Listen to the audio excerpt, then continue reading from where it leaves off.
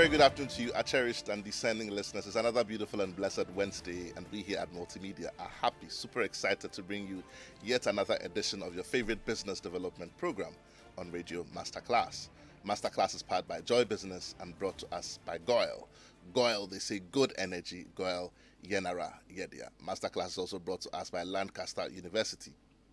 They boast of having the only British university campus in all of West Africa. So by all means, if you're considering making a decision for your tertiary education, do consider Lancaster University. Masterclass is also proudly sponsored by GCB. They say your bank for life. My name, as always, is Barnafo, and I'm excited to bring you today's edition of Masterclass. In the last conversation we had last week and the week before that, we're privileged to have Mr. John Adama. Mr. Adama, good afternoon to you if you're listening to us. He spent some time sharing some very important information with us, which was claiming the credit balances of loved ones when they passed. And obviously that was a problem for a lot of people. We had a lot of hits. We do apologize to those comments that came through we were unable to attend to. But I do have a feeling that this is one of those conversations that will definitely come back in the course of the year so that we're able to bring answers to you. And I spoke to a lot of people after the show as well, and some still had follow-on questions. We do hope that in the course of the year, Masterclass will be able to bring you answers to those questions again. Today we'll move to another area of conversation. There's a lot of information, too little time, and we do not want to reinvent the wheel, so we try and do bits and pieces so that as we go along, everyone gets to benefit for it. Today we're privileged to be joined by another, renowned Ghanaian, very renowned in his field of endeavor. Is in the person of Mr. Ronald Mate. He's the Chief Information Security Officer of GCB. These days, we refer to them as the CISO of GCB. They make sure that all the digital platforms that every institution has are working up to scratch, and therefore the threats of an incursion in the digital arena is preempted and is forestalled. Today, he's going to be taking us through a conversation that looks at essentially 10 ways that institutions can protect themselves from incursions, from breaches, or from attacks, cyber attacks in this digital age where everything we do is becoming digital. Somebody says to me, yeah, very soon there's going to be an app which replaces the spoon that we use to eat. And I was having a conversation 2 days ago with someone. I said, with all of this digitization, it's making life easy and simple and more effective, like we say, but is it making people lazier? That's not the conversation we're having today, though. I will ask Ronald when we get to it. But, Mr. Mate, you're welcome to today's conversation. Thanks. Thank you for having me. We are super excited to have you on Masterclass because even though the conversation on digitization is one that is a going conversation and a going concern, you find that the evolution on that front is multiple times what it is on other fronts across other different topical areas across the world. So things like, and we're trying to trace it back, and I was trying to find out how did information security become so important suddenly in our industry in Ghana? Maybe you are the expert, but from the lay perspective, my mind goes back to 9/11. Okay. My mind goes back to FATCA after that, where all of these things came. My mind comes to COVID recently. My mind goes to the recession, So all of these for me have sort of catapulted the need. Sure. And of course, incursions into other institutions, people had hits which they didn't talk about. People don't talk about these hits because it has the tendency to affect their brand, to reputational issues. But insurance companies have taken a hit because of some of these things on the back end. They have. While you introduce your conversation today to us, why do you think that the role of the CISO has become so critical in our business setting today? Okay, so this is for a couple of reasons. Key amongst them is organizations' continuous usage of technology to drive business. We live in an era where using technology to drive business gives you a competitive advantage, a competitive edge. And if you are not doing that today, then clearly, definitely, you will lag or you fall behind. So technology is key. I mean, the adverse usage of technology all over the place is one of the reasons why the role of a CISO has become very, very, very, very, very important or key. And also, I would say that a lot of valuable assets are being moved onto digital platforms now. And so as a result of that, you need people like professionals like myself to ensure that we are able to safeguard and adequately protect these valuable assets when they are placed on digital platforms. I recall that earlier in the year, when we started, I think it was in January, when we came back from the break, there was a conversation on the top 10 areas that people should begin to look forward to as careers in the next 15, 20 years. And information technology was one of those areas. Now, I'm sure in today's conversation, it will come out so clearly, ever more so than before, why there is the need. Because like you say, everything is, people are moving valuables. Yes. Let's not even talk about digital data. Let's not talk about the fact that data is gold and all of that. Let's talk about your money in the bank. Yes. People are sitting in their living rooms and moving funds from people's accounts across the world. So you show up and the money is gone. Yes. Insurance is going to pay. But must we get to that conversation? These are many reasons why we're going to be engaging Mr. Ronald Marty in a conversation today. Prior to becoming the CISO at GCB, Mr. Marty worked with the International Business Machines, IBM, where he led the company's enterprise security solutions. He was also listed as one of the global top 100 leaders in information security in 2021 by Corinium, Business of InfoSec.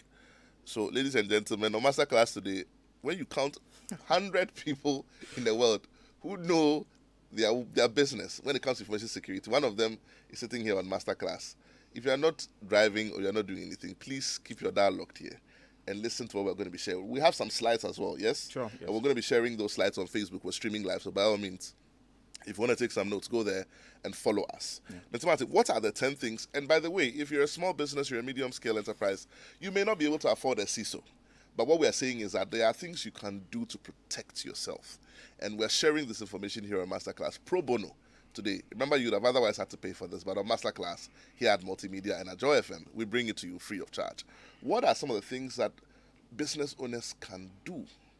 And when you talk about the high end, let's sort of break it down a bit, break it down for some of my listeners who are startups, they're small businesses, but they also have some kind of value sitting on digital platforms. They have all their goods in their shop, for example, in the pharmacy, sitting on some software. And the software tells them they have 2 boxes in the warehouse. They're going to believe that. If they went and there were 3 boxes, it means somebody didn't enter the data well. Or if somebody chose to enter less than there was, then they lose out. They want to be able to protect themselves from some of these things. Talk to us about the things we can do to protect ourselves in this age. All right. So key amongst the things I want to highlight here as part of the top 10 things that organizations can do. I think that, first of all, that we need to start off from having a plan. I think that that's key. Having or developing a security program is where I think where we need to start off from. Now, there are factors that go into developing a security program, and key amongst the things I want to highlight is the fact that, one, you need to know your assets or your current state, as is typically called or used in the cybersecurity space. And this current state actually helps you know what your level of maturity. It's very good to know that level. The next point is to say, look, if I'm at, say, on a scale of 1 to 5, I'm at level 1. What do I need to do to get to, say, a level 2 or a level 3? And so this is as part of that process. You want to identify what the key gaps are as part of that assessment. Now, this aspect, as part of doing this assessment, I mean, there are tools online that can actually help organizations do these things. Or you can employ the services of companies that actually have expertise in helping organizations determine your current level of maturity. Now, the next point is to say or agree to say, look, where do I want to be? Where's the desired state? And like I said, I mean, if on a scale of 1 to 5, we are currently on 1, you want to take a decision to say, I want to move to a 2 or a 3. And obviously, there are things that you need to do to ensure that you are getting to that 3 maturity level. As part of that process, you also want to align that to-be state with the business. I mean, the business objectives. Where is that organization going in terms of a strategy? And so, for example, if you have an organization that has agreed that within maybe, say, 2 years, I mean, this organization wants to move about 50% of its workload into the cloud, then clearly that to-be state that you are developing should align with that strategy to ensure that, look, you have the requisite skills in place to determine which cloud service provider is even needed or required that can support this your business. The other point I want to highlight is the fact that this plan or this disaster should also align with you need management support, and that's very important. Management are the people who give you the needed resources to be able to embark or achieve or attain this desired state that you want to get to.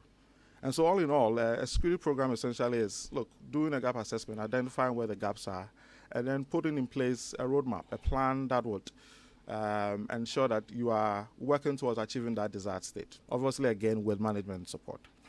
The second point is to do with what I call adopting a cybersecurity framework. And there are a lot of frameworks out there currently that organizations can use to bring some semblance or bring some structure into their information security programs. And I'll just name a few or highlight a few. Key amongst them is the ISO 27001 standard. It's also a framework as well.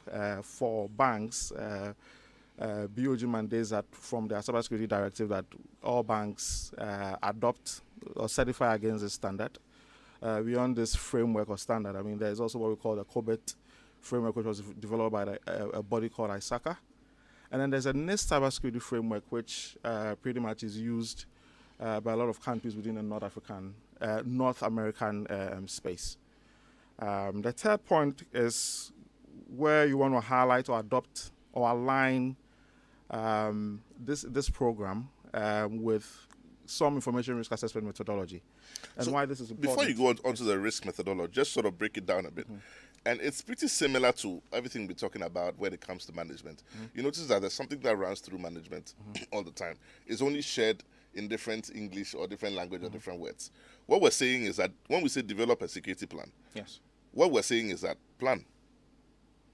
Just put in place a plan. Yes. And you're saying, and at that point, that identify your current level. Where am I today? Yes. Where do I want to be tomorrow? Yes. What is the gap between the two? What do I need to do to get to where I'm going? Exactly. And these are the simple questions that they may sound very simple, but essentially that's what Mr. Mate is talking about. That in order to be able to identify what your gaps are and what you need to do, you must have an introspection of some sort. Exactly. And ask yourself these questions. Exactly. What is the current state of my company? Where are my goods sitting? On what software? Who wrote the software? Is it a Microsoft-based software? Exactly. Will it be supported in the next so and so years? And again, last week when we were talking, we were asking, how do I get help to claim benefits? And we said, find a lawyer. Please, this conversation, if you went to school and you did general management like me, you will not have access to this question. So find an IT person. And these days, when we say IT, it's become so analogous because there are about, 15, 20 different specializations within IT. They are actually. But find somebody who's into IT and cybersecurity and let them tell you the truth so that you know where you are. Don't assume that you know it. Exactly. Because you can make an investment into some software and 2 years down the line, these years, there's something you call shelf life. Yes. After 5 years, they don't support it again. Exactly. And then you have problems and then you can't get the support. So get the right people, get the right support, make the right decisions. But by all means, start with an introspection. Yes. Then you can determine where you want to go. Exactly. I just thought I'd make that point. Sure. So to add to that point also, especially for small organizations, a lot of them are moving towards adopting cloud platforms.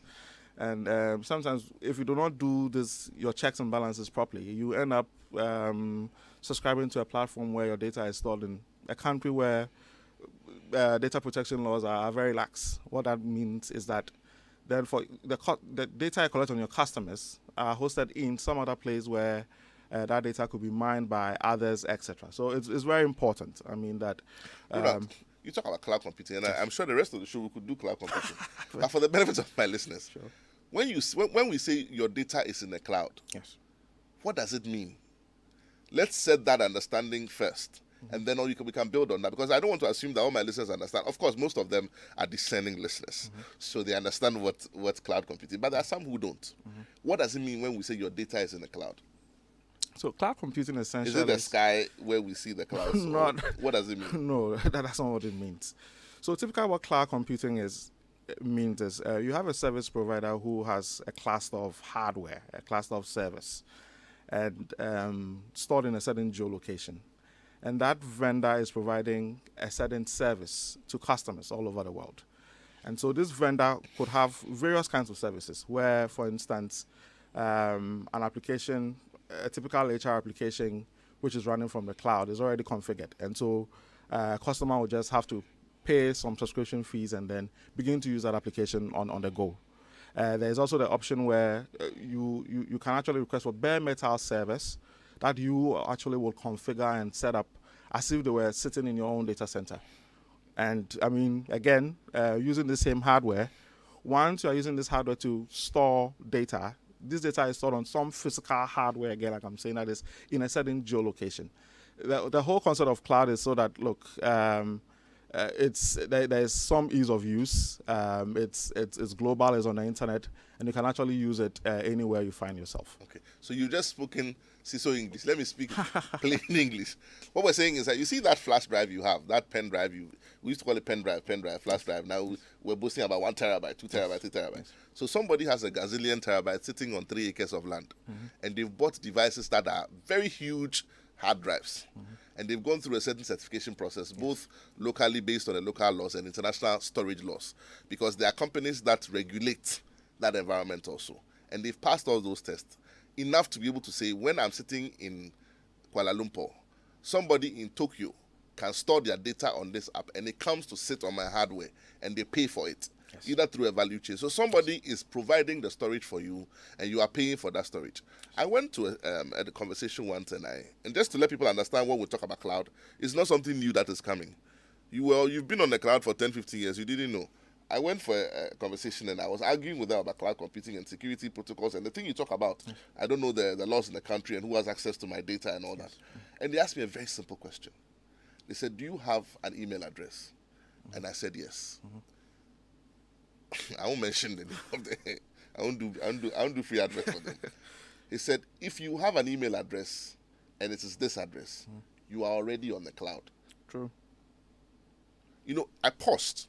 It meant that, you see how people use their emails to store data. People push everything they want to store, they push it to their email. Where do you think that data is sitting? It's sitting on some device somewhere, and somebody is charging you for that data through a certain network. Yes. So that's what we mean when we say cloud computing, just so everybody knows what it is. But the question becomes security, access to it, and all of that. And that's a point that you make. Exactly. Yeah. Let's go on. Okay. So on the adopting a risk assessment methodology, clearly why this is important for any cybersecurity program is you need to get a sense of your assets. If I do not have a full visibility on my assets, and I have a program, I have, say, 30 assets, but my program is only covering 20 of these assets, what it then means is that the 10 are in the wild. And what it means is if I do not have controls in place safeguarding this data, then this data can be used as a conduit. I mean, these assets can be used as a conduit to get to the 20 that I'm already safeguarding. And so that asset inventory is very important. It helps you clearly know what the scope of your program would look like, because then that inventory gives you a total list of all the information assets you have. Now, beyond that also, what a risk assessment will help you also do is to classify these assets, because no two assets are the same. And this is akin to Animal Farm, where if you read that book, there are animals who have 4 legs and those who have 2 legs, and clearly there was some power play there. So in that same vein, some assets are more valuable than others. And so what a risk assessment will help you do is to identify those critical assets, and also help you know what measures to put in place to additionally protect those assets beyond what basic controls you have in place. And so pretty much that's largely what a risk assessment methodology is all about. So once you know what your valuable assets are, obviously as part of that risk assessment, there are a couple of other things that you need to do. You need to identify whether there are already some controls in place safeguarding these assets, where there are gaps. You now put those gaps into that development plan, that security program plan, to now put measures in place to safeguard these assets. Now, as part of that also, the fourth point is to say, look, once you've done your risk assessment, you now need to develop what we call your security policies. And why this is important is because, look, this, again, is akin to a country like Ghana. I mean, there are laws that govern how and what we do on a daily basis. Yeah. And so, for instance, I mean, if I'm under 18 years and I join a queue to register to vote, clearly that's an offense. So in an organization perspective, from a security perspective, security policies are actually rules that govern how people should work within an organization, the do's and don'ts when it comes to cybersecurity practices within an organization. And so key amongst examples that I want to give in relation to security policies is, for instance, we have an organization that will adopt what we call an acceptable use policy. That will pretty much say that, look, you cannot bring a personal laptop and join it to a corporate network. Why? Because we do not know what controls you have on that personal laptop. Joining into that corporate network could pose a risk. You could be spreading malware, etc. on a network. There could be another example where an acceptable use policy could say all USB drives of corporate machines should be blocked. And so in instances where an individual is using a personal USB drive and try to slot it into a corporate machine, if there are controls in place to flag that, I mean, obviously that user will have to be penalized, because there is a form that you need to sign off to say that, okay, look, I would abide by certain principles or steps or activities in relation to my usage of corporate assets on this corporate network. You notice I'm smiling? Yeah. Because for my listeners, what's happening these days, especially in industry, is that because of the advent of a lot of cyber attacks, now my friends like Ronald on the other side have gone 10 steps ahead. And so now literally the security protocols, the hoops you need to jump through in order to attack a company has become multiplied. Except for the fact that while we are increasing the security for the people who attack us, we are also increasing the bureaucracy for the people who will use the system. So that, for example, you need to sign an acceptable use policy. Yes. People sign those things, they don't read it.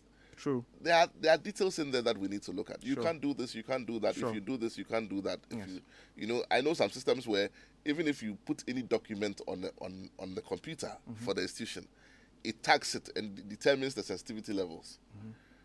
Yes. So you can't work on a document if you don't want that tag on it. True. You can't even use the machine. USBs are disabled, and it's all in our interest, because the people who are doing the bad things, the bad guys, they're not resting. Yes. So our people cannot rest. Yes. Yeah.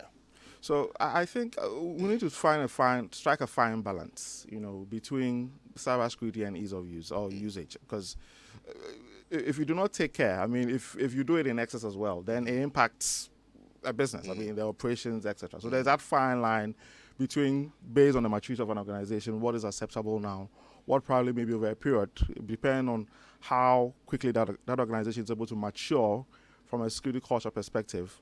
You can now begin to add additional things as time goes on. Right. So that fine balance is very, very important as part of that cybersecurity program. Now, the fifth point I want to highlight is on developing what we call a cybersecurity hygiene plan. Now, through the risk assessment, you've identified what your information assets are. You have an inventory of that. You now need to put some basic controls in place to safeguard these assets. And so things like malware protection, things like ensuring that, look, your systems are hardened to a certain level. You are disabling on services and pods that are not necessary or needed. You have a patch management program that is running. You have a vulnerability assessment plan also in place where you're actually running scans to see what new vulnerabilities can be identified on these assets, and then taking steps to ensure that you are actually closing those gaps that have been identified. And then lastly, something around for movable assets like laptops. You want to ensure that you are putting some encryption mechanism in place. Laptops are things that easily get missing all the time. And without any controls in place on those laptops, what it then means is that, look, once you lose a laptop, a lot of company data also goes away with that laptop. And so the focus or emphasis should be on, especially for your movable assets, putting some additional controls in place to safeguard the data. You often hear people say that, look, data is a new oil. I mean, data is a key asset. I mean, the most important asset within any organization. And so if you do not put measures in place to safeguard that data on mobile assets, then what it means is that if that data falls into the wrong hands, and for instance, it has some very sensitive data on some products you want to release, it becomes accessible. Exactly. I mean, accessible to a competitor who can use this as a competitive advantage against you, the specific organization. I mean, I have even heard of cases where when you work in an organization and for any reason, let's say you are a sales manager or a relationship officer, and therefore the institution gives you a phone, whatever phone it is, let's say a smartphone. Yeah.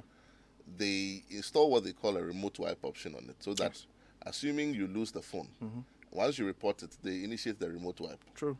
Because the data is more important. Yes, it is. And that's how important this conversation is. Exactly. You know, I think even for those who are not in businesses, but for personal reasons, people also have remote wipe on their phone, and they have Find Me. Exactly. You know, so that assuming you lose it, you're able, and it's all because we want to protect the data that's sitting on it, whether it's data for business, data for personal things, whatever it is, your data is precious, and we want to be able to protect it from an attack through the cyberspace. Very, very key, very important. So, point 5, we've talked about the hygiene plan. Yes. What's the... So point 6 talks about the development security awareness program. This is also very important. And I'll share a bit of statistics. So in the UK in 2018, 88% of data breaches that were reported to the UK Home Office highlighted human error as a reason for those breaches. 88%. The second point I want to highlight is that 91% of all targeted attacks starts off with what we call spear phishing. And I know prior to we coming onto that, we were talking about phishing, etc. I mean, obviously, it's a social engineering technique where an email is sent to an individual. In an instance of phishing, it's actually a general email to a lot of people. And if based on that email, I mean, if there's something in it that piques your interest, for instance, if a general email, if you're a fan of golf, and a general email is sent on some golf tournament, say to Dubai, and you're going to be given some discounts on some promo. Clearly, obviously, because of your love for golf, I mean, you just look at that email and then click on it. But the bad guys have grown smarter. Now, what they are doing is that they are sending targeted emails. And so, scouting on social media, building a profile about you, they know where you work, they know what your interests are. And so, they will send an email specifically to Mr. Barnafo to say, oh, hi, Mr. Barnafo. Here's a golf tournament promo for you. Click on this link to follow the needed steps. And sometimes, again, like I'm saying, I mean, because of your interest, your passion, I mean, you quickly look at it and jump with excitement and then click on a link which will sort of introduce malware into your environment. Now, the point you make is so critical. You know, I've always said to people that, and I'm sure a lot of people know this by now, but if you don't and you're listening to us, just pick your phone and then go to Google and type your name in it. You know all those things we do, I'm here, check in, you post this, you buy ice cream, you post it, you post it. What we do is we leave traces of information about us. So if somebody needed to find you, all they need to do is to spend one day on social media. Exactly. And they know the name of your dog. Yep. So they come to you in the restaurant and they talk to you like they know you. And they're mentioning things. And recently, I think about 2 weeks ago, I was receiving such prank calls anyway. People call me up and say, hi, Yao, I used to work with you in this company. Which is true. I used to work in that company. Yes. He says, I was with you in this department. Wow. And I said, but I remember all the people in the department. And I mentioned their names. And I said, I don't remember. He says, if you don't remember me, then goodbye. Then the person hangs up.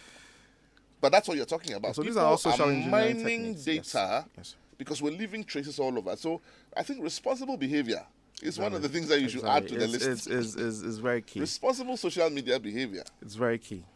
It's very key. So there are some 5 key pointers. I mean this is customized. This is from me based on my experience that I think that organizations looking to develop a cybersecurity awareness program should look at. So the first point is to say that look, it should start off with some training and awareness policy. That's very important because you need management buy-in, and typically how you can get those buy-ins and commitment is through a policy. The second point or the second pillar is to say that look, you need to collaborate. Key amongst the people you need to collaborate with are your HR, but beyond HR, depending on how you would approach that program, whether you want to get some technology to drive that program, you need to also do a lot of collaboration with your IT teams. Now, the third point is to do with where you are actually now identifying the mode of the training and then your audience. And so mode here, if you are a very small company, that mode could be face-to-face trainings. But if you're a very big organization with branches all over Ghana, then clearly, look, before you even cover 2 or 3 regions, I mean, the year has almost ended. And so it makes sense that, look, you begin to look at technologies that can actually help you roll out this programs. There are a couple of technologies out there that can actually help you do some of these things. There's a lot more information. Hold it. I don't want to share all of it just now. We'll be coming back shortly. But we want our listeners to also be a part of this conversation, because obviously I'm sure they have a lot of questions in their minds and they have experiences, most importantly. I always say that life is too short to make all the mistakes ourselves, and therefore let us learn from each other's mistakes. We take a quick message from our sponsors. When we come back, we get interactive. We take a break right now. Your favorite on-air business development program, Joy Business Masterclass, is in session, and you can interact with us on Facebook via the Joy99.7FM or Joy Business pages. If you tweet, the handle is at Joy997FM or at Joy Business GH. Don't forget to hashtag JB Masterclass. You can also call us on 0302 216541 or send your questions and contributions through to the WhatsApp number 0551 111997, and our facilitators will address your concerns. Attention everyone, class is in progress. Welcome back. If you've just tuned in, this is Masterclass here on your superstation Joy 99.7. I'm spending time here in the studio with Mr. Ronald Mate, who's the Chief Information Security Officer, CISO for short, for GCB. And he's sharing some thoughts here with us on 10 things that you can do to protect your institution against a digital attack or a cyber attack. This conversation on cyber attack, we continue to talk about it because it cannot be underestimated. It keeps evolving every day, it keeps changing. Things keep coming up differently each time, and therefore we'll keep talking about it. Just to also remind us that Masterclass today is brought to us also by GCB, your bank for life. If you need any mortgages or personal loans or any other kind of loan, by all means do contact GCB and they'll be more than happy to help you. Masterclass also brought to us by Lancaster University. They boast of having the only British university campus in all of West Africa. And also by Goyle. They say good energy, Goyle Yenara. Again, your phone lines are now open. Numbers to call 0302216541. That's 0302216541. You can also send us your comments on 055-1111-997. Let's hear your thoughts.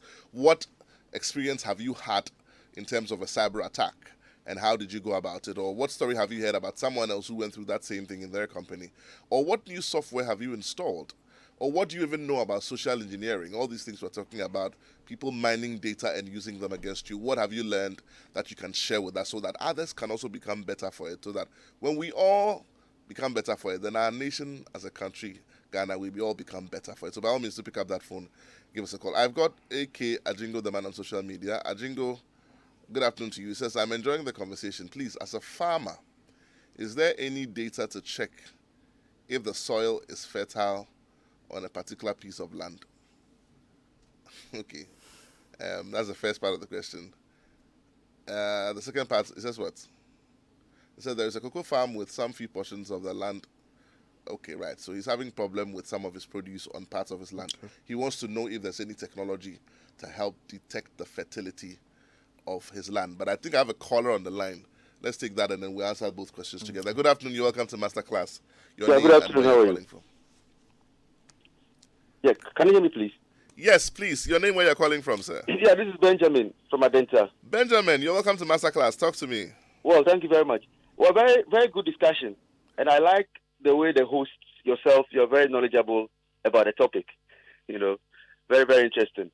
I want to ask a question. I often hear of information security and then cyber security. Are there differences? If there are, if your guest or yourself can expatiate on that for me, I would appreciate that. Actually, I'm enjoying the discussion, and everything you're saying is just on point, especially the point that so long as people think they can go on Facebook, use the computer, they feel they know it all, and they don't, employ the services of people in IT to help them. Even in IT itself, I'm an IT person myself, and I remember I was asked the question if I can repair a mobile phone, and I was educating my friend that IT is huge, broad, just like journalism. Somebody is the reporter, another is a newscaster, another is the editor. You have engineers ensuring that we hear you on the radio and all of that. So it's multifaceted, but people don't understand. So some of these programs are very good to help managers to know that you ought to recruit the services of experts. And I like it when you mentioned the software. There are so many people building software, even Ghana Post GPS, you know that it's not sustainable because where are the people to continuously develop it? Google Maps ensure that they are always under development in terms of their personnel, even employing people, new people here and there, and how do you get the coordinates right? It is something that it's not a one-off something, but we have software developers here who just develop a software and then they pay the people off. That is not the end. I mean, everything has its shelf life. So I'm very happy about today's program. Thank you. Thank you so much. Very wonderful and fun thoughts there. But he wanted that clarification whether cybersecurity, I think it was between information security and cybersecurity. Information security and cybersecurity, yes. All right. So information security is much more broader than cybersecurity. Information security looks not just at your digital information, but it also looks at papers that you print out within your office. I mean, how are you safeguarding these papers? I mean, are you putting them into the right cabinets or shelves? Are you shredding documents that you no longer need? When you talk loudly on the phone in public transport. Exactly. When you're in a lift and you're talking on phone with a colleague about some very important project that's ongoing. I mean, these are all things that form. There's a popular joke that addresses that question that you talk about, where someone was mentioning those times when we used to mention the scratch card numbers for upload. Yeah, yes. So the person is like, are you getting it? It's 112533. Somebody else is by the side. I mean, so that's I think it just explains the point. So that's information security. Right. Cybersecurity, on the other hand, just looks at the digital aspect of things. I mean, cyberspace is a space where you have computers that communicate to form a network, and so that the data that is being shared within these computers is digital in nature. And so cybersecurity looks at the information that is stored within these computers and also the infrastructure of these computers themselves and how you can actually safeguard and protect these systems. And we'll talk about computers, but even from your phone, once you launch out onto the internet, you are in a cyberspace. Sure. I've got Ken from Legon. Ken says, hi, Masterclass. Please, how about web pages that insist on leaving cookies on your PC or device? Is it okay to go ahead and accept the cookies? So it depends on the website, because cookies are a way to track user activities. And so if you're a person who is very conscious about privacy, etc., then depending on the website that you are visiting, I mean, if the information there is relevant to you or is not, I mean, you might decide to either accept the cookies or not. Right, okay. So, again, it's a decision that you have to make. Exactly. But I suppose that's how people know what you do. You know, a friend of mine was saying that he was having a conversation with his wife at home. Weird stuff that happened. And they were talking about a movie, Tomorrow Never Dies. Mm-hmm. So he's talking with his wife for almost about 15 minutes. They're talking about James Bond movies. And then he's done, and then he picks up his phone, he's checking his WhatsApp, and he tries to go onto the internet, and I think something happened, and he typed the word T, and it comes, Tomorrow Never Dies. It was like, do they listen to our conversations? It's possible Alexa could be listening, or Siri could be listening. It's possible. It's another conversation for another day. I've got Charlie. Charlie says, hi, Masterclass. To add to what the first caller said, I think most companies in Ghana do not appreciate the need to pay periodic maintenance fees to ensure those softwares are regularly updated with the relevant user and security. This is from Charlie. Thank you, Charlie, for coming through. A quick reaction to that? Well, so, you see, the whole... It comes down to the importance of it to the organization. Exactly. I mean, the whole concept of software, you see, there are some schools of thought. Typically, again, I mean, based on the need for an organization to get a software to perform a certain task, there's always that speed to market where security is not really baked into some of these softwares or products. If you are doing security by design, then, you know, as part of that software development lifecycle, once security is introduced, then the finalized product you have would have a lot of security elements or content in there. However, I mean, in instances where you have softwares that do not go through that secured SDLC lifecycle process, what you want to do is to ensure that, look, at regular times, you have people coming in to actually pen test these applications to see if they are vulnerable, especially if these are internet-facing applications, because you want to be able to pick up a bug or a loophole before a bad guy sees it and uses it or exploits it to your organization's disadvantage. And so regular checks is very important, regular penetration testing of these applications, checking to see if there are updates or patches that need to be run. I mean, these are things that are very important.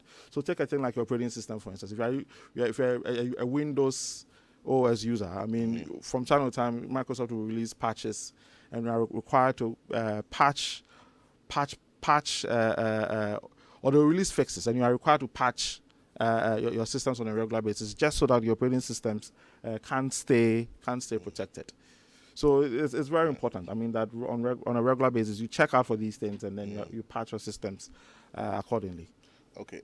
This one, you didn't add your name. It says, I think Mr. Martin nailed it with a thought on security awareness. Implementation of excellent technology is in the hands of an individual without the requisite knowledge. I missed that. Without the requisite knowledge is a dangerous recipe for a cyber attack. Okay. Another key area is backup and disaster recovery. Yeah. Let me ask about social engineering. Just share a few of the popular social engineering tricks that the bad guys use, and how people can just guard against it, just very briefly, if you will. Okay, so I'll probably dive a bit into a bit of psychology here. I mean, to talk about how it even happens in the first place. So pretty much we live in a world where there's a lot of information overload. And as human beings as we are, there's what we call heuristics, or what we call mental shortcuts. These are ways that human beings are able to process information and store information, and also solve problems.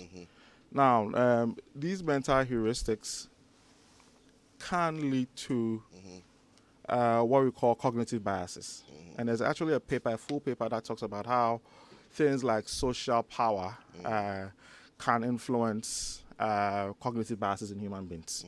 So if you talk about social power, you're talking about things like reward power, where you see an email from someone saying that typical 419 emails are what we call a reward power kind of email, where somebody says, okay, look, he belongs to a royal family, he's lost, his father died, and there's some money sitting somewhere in Nigeria or somewhere in the States, and he needs you to send some $10,000 to him so that they can actually help you.